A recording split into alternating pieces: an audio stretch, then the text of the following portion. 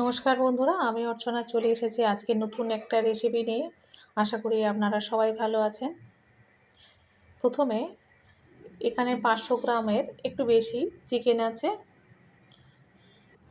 বেশিরভাগ boneless chicken নিয়েছি। তার মধ্যে আদা রসুন বাটা 1 চামচ দিয়ে দিয়েছি, আর দিচ্ছি লঙ্কা বাটা 1 চামচ।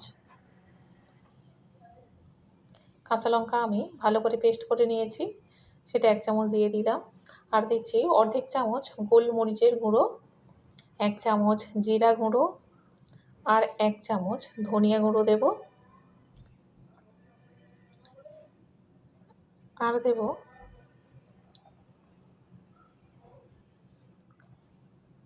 ব্ল্যাক সল্ট 1 চামচ দিয়ে দিয়েছি, এটা দিলে খুব ভালো স্বাদ হয়। একটা ডিম দিয়ে দিচ্ছি এর মধ্যে।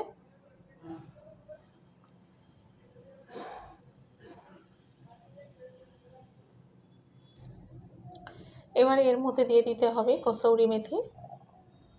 অল্প একটু কসৌরি মেথি নিয়েছি, ভালো করে হাতে ঘষে নিয়েছি, নিয়ে এটাও দিয়ে দিলাম।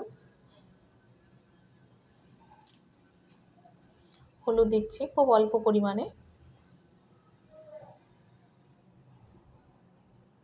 আর দেব স্বাদ মতো নুন।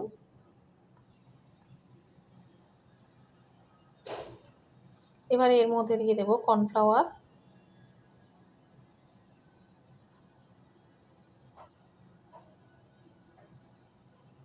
এবার এটা ভালো করে মাখিয়ে নিতে হবে। খুব ভালো করে এটা মাখিয়ে রেখে দিতে হবে 1 ঘন্টার মতো। এখানে যা কর্নফ্লাওয়ার দিয়েছি তাতে হবে না, আরও একটু লাগবে।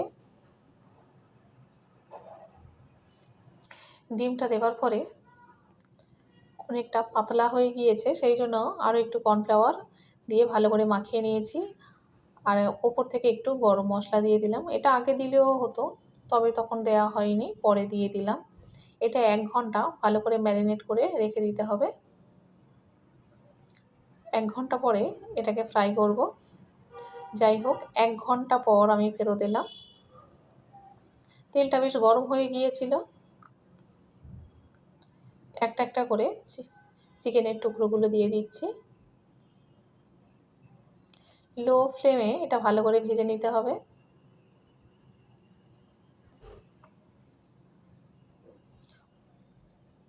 যেগুলো বোনলেস সেগুলো আমি আগে দিয়ে দিচ্ছি। একসঙ্গে অনেকটা বেশি দিয়েছি, সেই জন্য একটার গায়ে একটা লেগে গিয়েছে।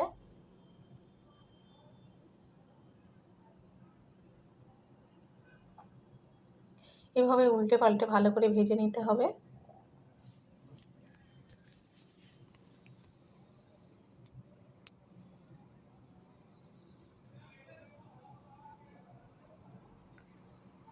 অনেকগুলো চিকেনের টুকরো দিয়েছি, সেই জন্য উল্টে পাল্টে দিতে সময় লাগছে। একটু ভালো করে ভেজে নিতে হবে, ভাজতে বেশ সময় লাগে। যাই হোক, বেশ লাল লাল হয়ে গিয়েছে। এবারে এটা তুলে নিতে হবে।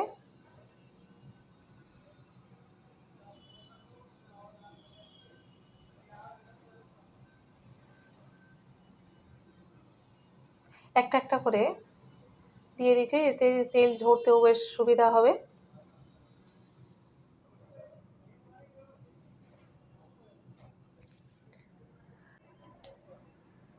বাকিগুলো এভাবে তুলে নিচ্ছি। বাকি যে চিকেনগুলো রয়েছে সেটাও আমি ভেজে নেব।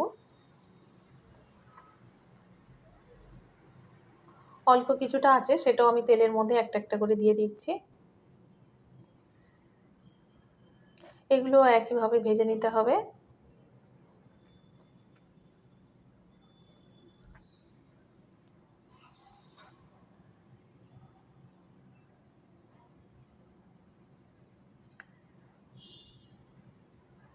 এবারে চিকেনগুলো সব ভাজা হয়ে গিয়েছে।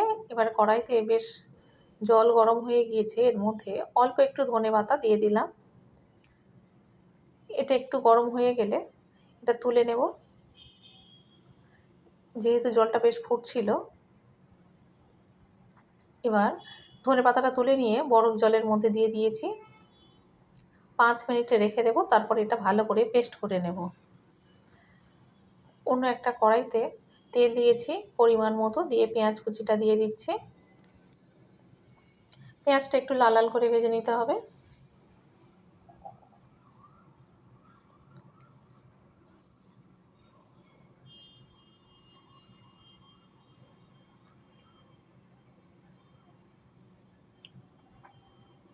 এভাবে ভালো করে নাড়াচাড়া করে পেঁয়াজটা ভেজে নিচ্ছি। আর দিচ্ছি লবঙ্গ আর এলাচ।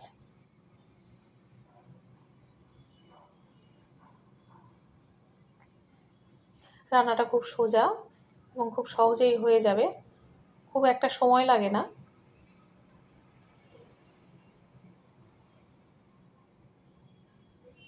এবার এর মধ্যে কিছু মশলা দিয়ে দেব, যেমন রসুন বাটা 1 চামচ দিয়ে দেব, আর দেব আদা বাটা, দিয়ে ভালো করে কষিয়ে নিতে হবে। রসুন বাটা আর আদা বাটাটা আগে দিয়ে দিয়েছি, দিয়ে ভালো করে কষিয়ে নিয়েছি। এবারে বাকি মশলাগুলো এর মধ্যে দিয়ে দেব। দেব কাঁচা লঙ্কা বাটা 1 চামচ,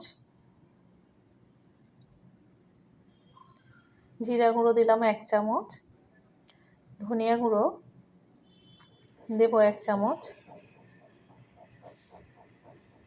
হলুদ গুঁড়ো দিলাম অল্প একটু, 1 চামচেরও কম।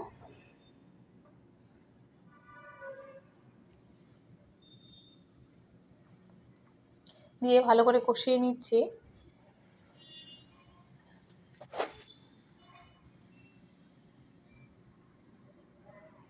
মশলাটা ভালো করে কষিয়ে নিলে তরকারিটা বেশ সুন্দর হয়, না হলে কাঁচা কাঁচা গন্ধ থাকে।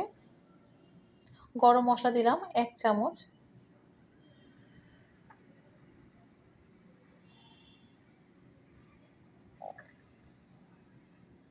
নুন দিলাম স্বাদ মতো,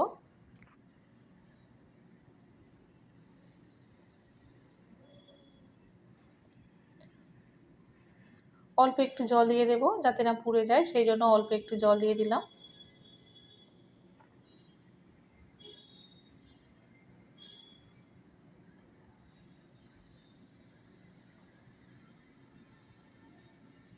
আরও একটু জল দিয়ে দিলাম। ধনিয়া পাতা অল্প একটু যখন সিদ্ধ করেছিলাম, যে জলটা ছিল সেই জলটাই আমি দিচ্ছি, আলাদা কোনো জল দিচ্ছি না।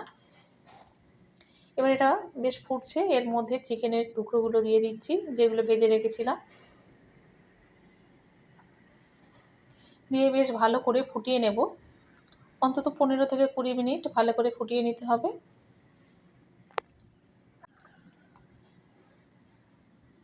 এরপরে ধনিয়া পাতা পেস্টটা এর মধ্যে দিয়ে দিলাম, দিয়ে আরও 5 মিনিট ফুটিয়ে নেব।